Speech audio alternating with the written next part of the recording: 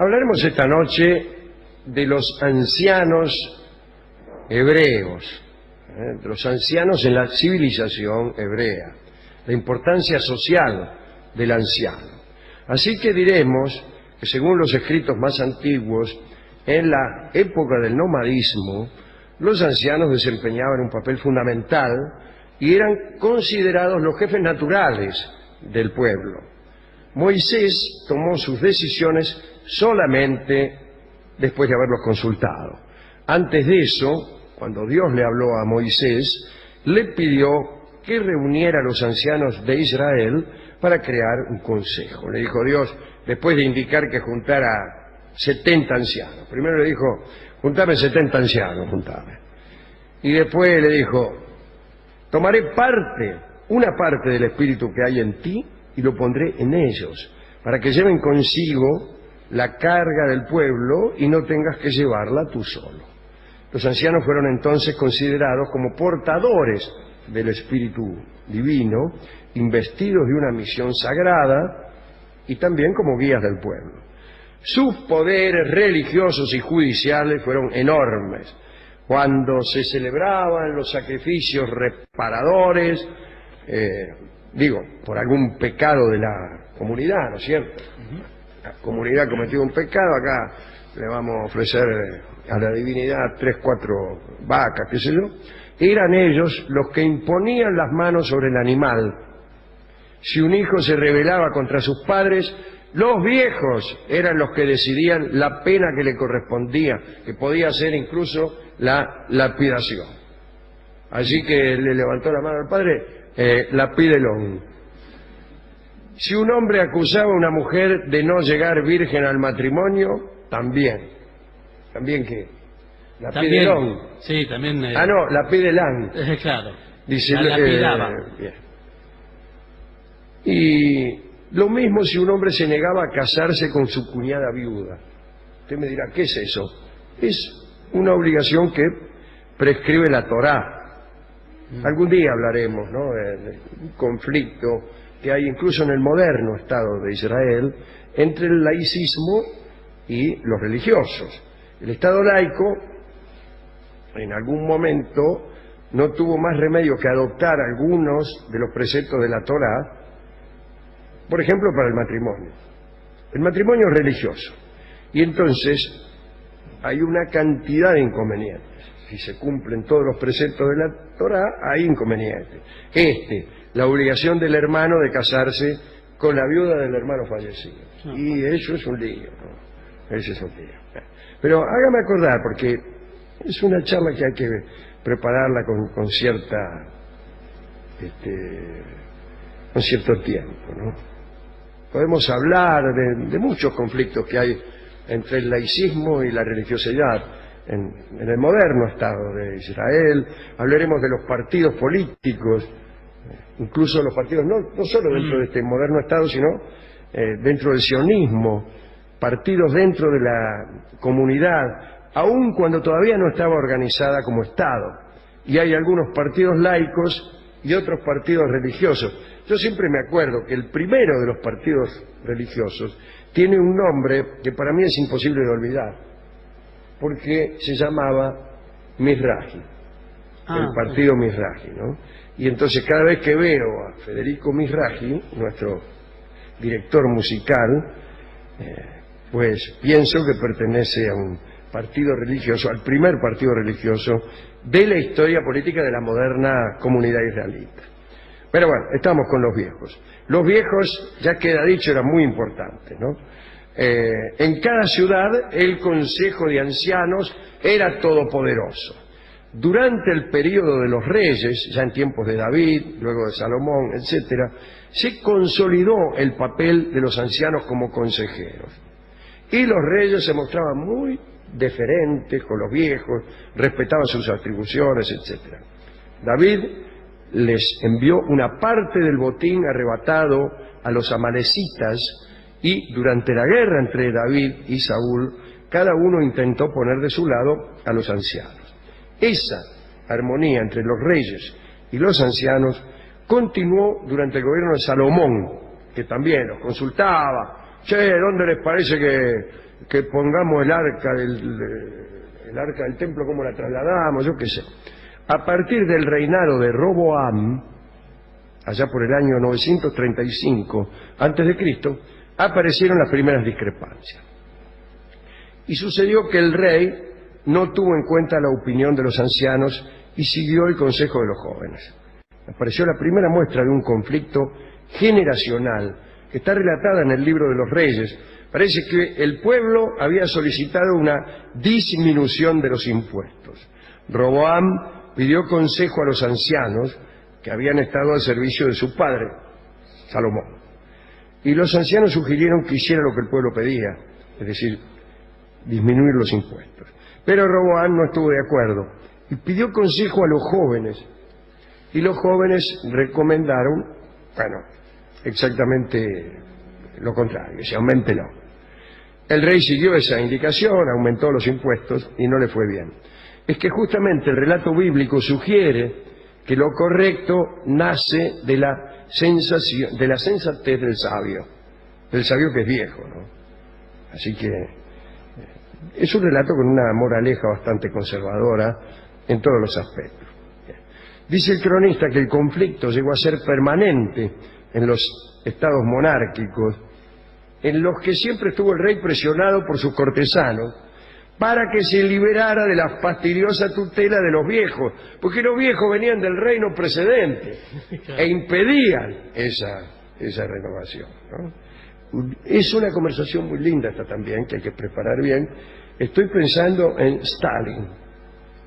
Stalin siempre fue muy cuidadoso de desembarazarse de sus compañeros de la juventud, de los que lo acompañaron en la Revolución de Octubre y los que fueron sus compañeros durante el periodo de Lenin. Y siempre propugnaba la promoción de nuevos integrantes, tanto sea en el Politburó como en los comisarios, todo. Y trataba de desembarazarse de los viejos compañeros, pero no lo hacía por una cuestión de progreso, sino para mejor aceitar sus recursos de permanencia en el poder. Es un diseño político. Es un diseño político bastante atendido. Muy clásico, muy clásico.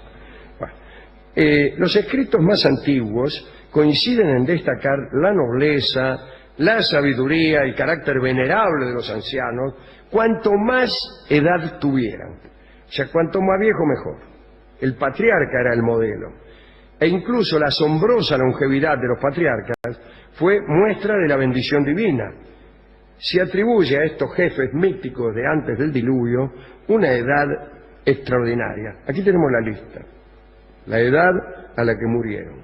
Adán, 930 años. Wow. ¿Cómo me gustaría morirme a los 930 años? Le duele todo. Sí, bueno. Después, Set, 912. Enoc, 905. Matusela o Matusalén, que fue el más viejo de todos, 969. Lamec murió joven, 777 años. Una pena. Malaleel a los 895, Kenan a los 910 y Noé a los 960. A partir de Noé la longevidad va a reducirse lentamente como resultado de la cólera divina. Sem, el hijo de Noé, vivió 600 y ahí lo tiene Abraham, que murió a los 175. Isaac, 180, Jacob, 147 y José, 110. Todos de distintas generaciones, que ahí tiene toda una lista, ¿no? Abraham, Isaac, Jacob y José, todos hijos uno del otro.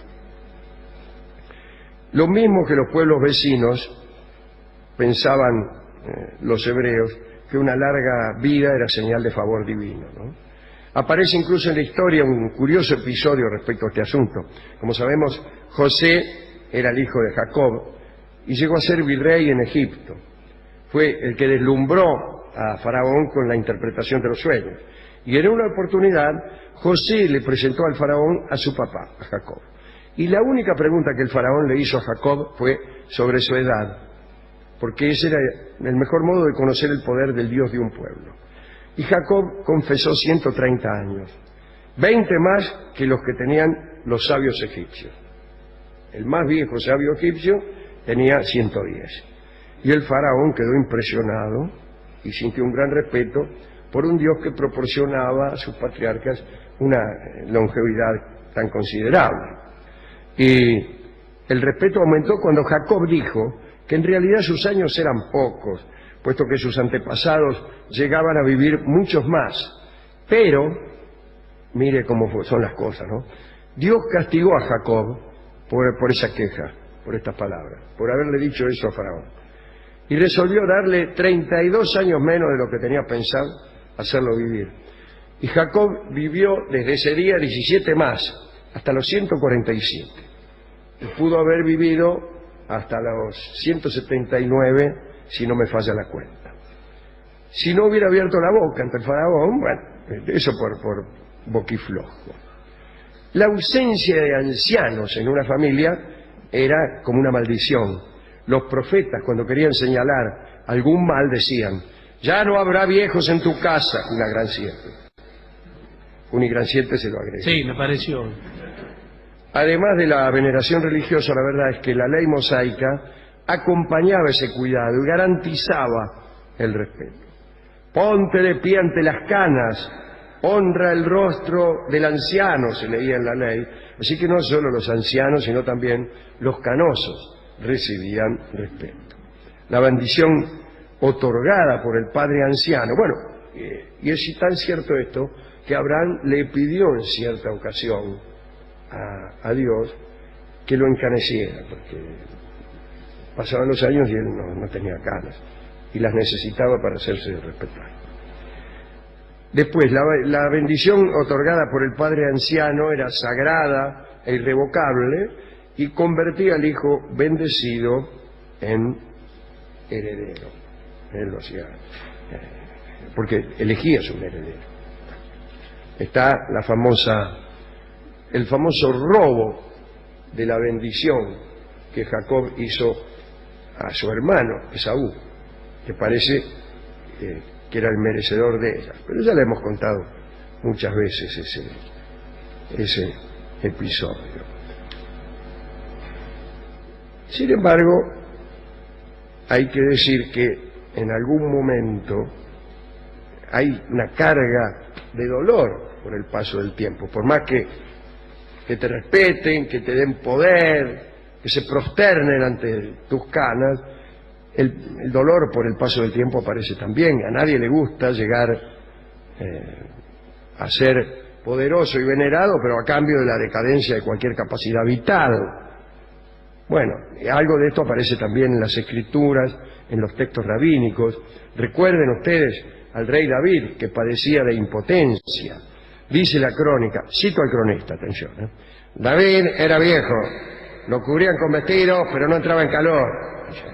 Sus servidores consiguieron una joven virgen para que durmiera con él, y fue Abisag, la tsunamita, ¿no? Era hermosa, pero parece que no lograba reanimar el vigor de David, y esto lo afligió mucho, porque supo que ya no era apto para reinar, por no decir otra cosa. Más tarde su hijo Salomón perdió también, al llegar a viejo, lo que le había dado más fama, su buen juicio y sus amantes. Y amantes que desde luego se volvieron hacia otros tipos más jóvenes, como suele ocurrir cuando la gente envejece. Digamos, para terminar, que las primeras comunidades cristianas continuaron la tradición de respeto a los ancianos. Se mencionan consejos de ancianos en Listra, en Antioquía, en Éfeso. Nombrados por los apóstoles, los ancianos presidían asambleas y también la catequesis, imponían las manos, hacían la unción de los enfermos, etc. Pedro les exigió que condujeran a la grey cristiana y pidió a los jóvenes que obedecieran a los ancianos.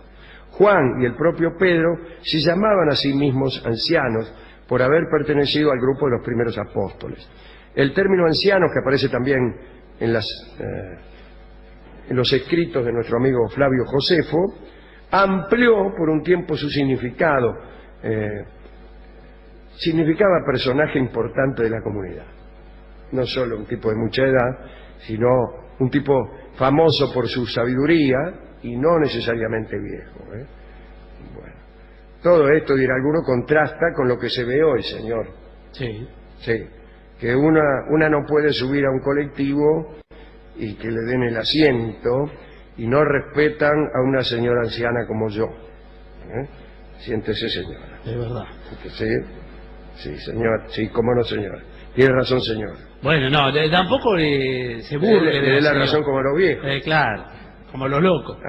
Hemos ido a la discoteca para ver qué disco nos daban.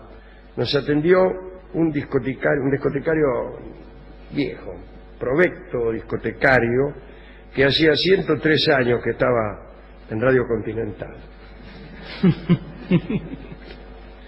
E inmediatamente, bueno, nos prosternamos ante él, le rendimos pleitesía, le testimoniamos nuestro respeto y le afanamos unos cuantos discos porque el viejo mucho nos veía. Así que entre los que nos afanamos estaba el disco Vieja Viola, que viene a ilustrar esta charla acerca de la ancianidad entre los hebreos. Así que Vieja Viola va a ser interpretado por Edmundo Rivero con el acompañamiento de Roberto Grela.